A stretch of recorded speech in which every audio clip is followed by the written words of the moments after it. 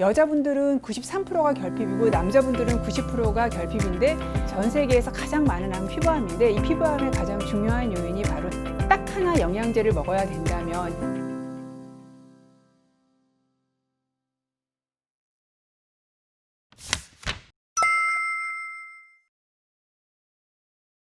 자, 여기 아이들이 있죠. 아이들이 있는데 얘네들은 산업혁명 후에 영국 런던에 사는 아이들입니다. 보면은 이게 이제 구루병이라고 하죠. 옛날에는 구루병 환자들이 되게 많았는데 자, 이 이유가 바로 비타민 D 결핍 때문에 그럽니다. 런던에 스모그가 굉장히 심해서 낮에도 깜깜했다 그래요. 이제 그러니까 햇빛으로 만들어지는 비타민 D가 아이들한테 부족해서 아이들의 뼈가 비타민 D가 없기 때문에 뼈가 물렁해져서 쉽게 휘게 되기 때문에 다리도 휘고 또 심할 경우에 척추도 휘어서 앞으로 구부러진 형태를 가지게 되는 이런 병이 바로 구루병이고요. 비타민 D가 하는 가장 중요한 역할이 바로 칼슘을 흡수를 시켜서 뼈로 보내는 역할을 합니다. 그렇기 때문에 정상적으로 뼈가 이렇게 단단한 모양, 사실 뼈는요 딱딱해 보이지만 들여다보면 이렇게 구멍들이 있어요.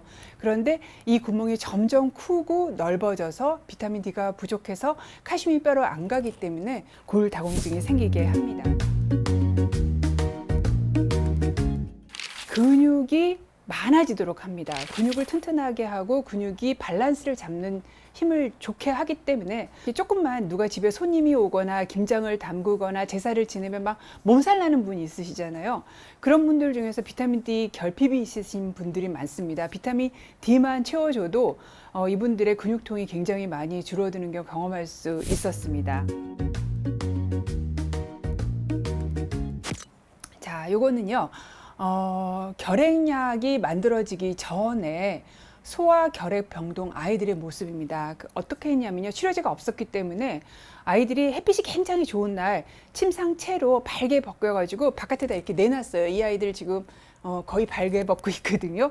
그런데 경험적으로 뭘 알았냐 하면은 치료제가 없었을 때도 햇빛을 쬐면 결핵이 좋아진다는 거를 알게 됐죠. 그래서 햇빛에 있는 뭔가가 아이들의 결핵을 좋게 한다는 걸 알아서 약이 없을 때 이렇게 거의 광선 치료죠. 광선 치료를 했던 때가 있었습니다. 근데 이제 시간이 지나고 난 다음에 알게 된 게 햇빛을 쬐게 되면은 이 햇빛으로 인해서 면역 세포들이 활동성이 굉장히 좋아지면서 결핵 치료에 도움이 된다는 걸 알 수 있었고요. 그리고 또 최근에서도 비타민 D 결핍이 결핵이 생기는 것의 위험 인자 중에 하나로 밝혀졌습니다.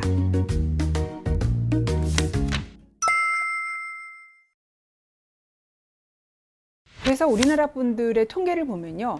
여자분들은 93%가 결핍이고 남자분들은 90%가 결핍인데 이 중에서는 직업적으로 바깥에서 일을 해서 햇빛을 그나마 쐬는 분들도 포함되어 있고 이 방송을 보시는 분들은 비타민 D를 영양제로 먹거나 주사로 맞지 않으면 대부분 결핍일 거라고 생각할 수 있습니다.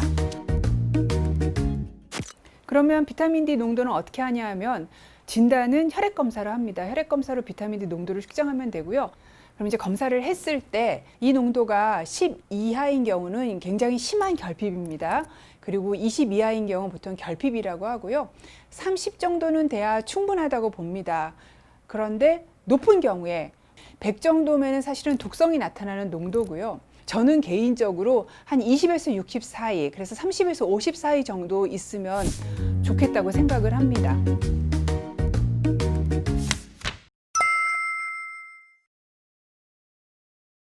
그러면 이제 아주 간단해요. 비타민 D는요, 햇빛 비타민이에요. 그래서 비타민 D는 만들어진 것 자체가 원래 햇빛을 받아서 피부에서 만들어지도록 되어 있어요. 자, 어느 정도 쬐시면 되냐면요. 오전 10시부터 오후 3시에 좋은 시간을 선택을 하세요. 햇빛 좋은 날 선택해서 일주일에 두세 번, 10분 내지 20분, 뭐 많이 얘기하시는 30분 정도 얘기를 하시는 분도 있어요. 이 정도 햇빛을 쬐시는데 유리창도 없는 데서, 그러니까 그냥 말 그대로 직사광선을 쬐고 자외선 차단제가 없는 맨살에다 쬐셔야 되는데 여기까지는 하실 수 있을 거예요. 제일 하기 어려운 부분이 바로 여기입니다.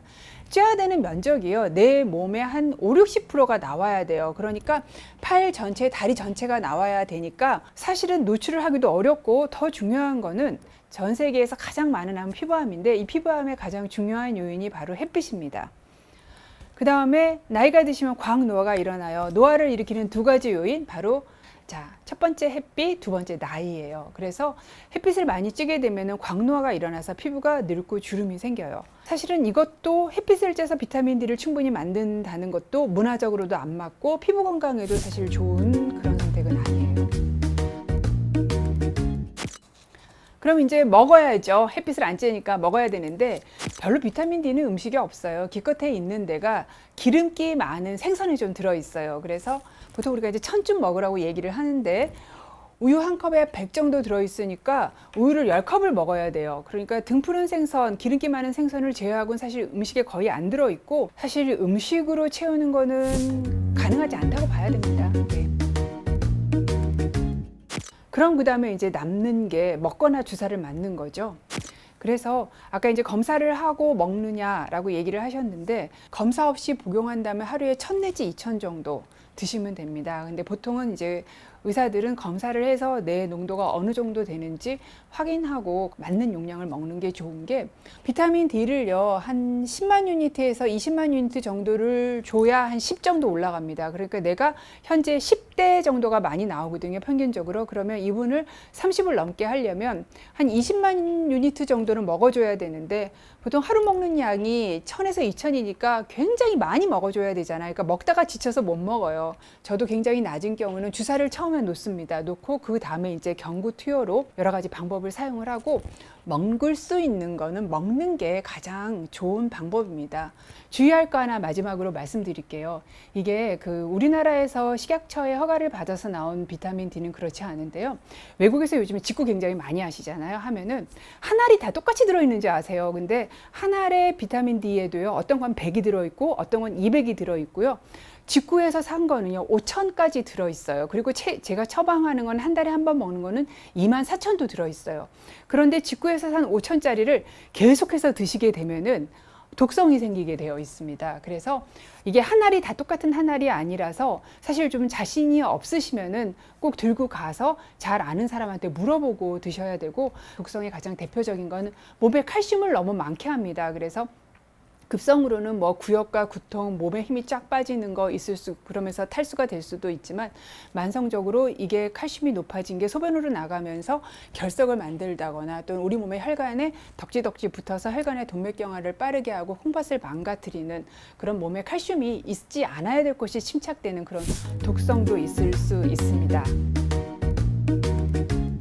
비타민 D도 우리한테 꼭 들어와야 되는 영양소인데 우리가 햇빛도 안 쬐고 그리고 비타민 D가 많은 음식을 계속 찾아서 먹는 것도 불가능하기 때문에 딱 하나 영양제를 먹어야 된다면 제가 권유드리는 거 그리고 많은 의사들이 먹고 있는 게 바로 비타민 D입니다. 우리 몸은 어느 정도까지는 자정적으로 우리 몸을 잘 조절하기 위한 메커니즘을 다 가지고 있다. 그래서 햇빛을 쬐시는데 크게 걱정을 하지 않고 쬐셔도 된다라는 얘기를 마지막으로 드리면서 이 세션을 마감을 하겠습니다. 이제부터는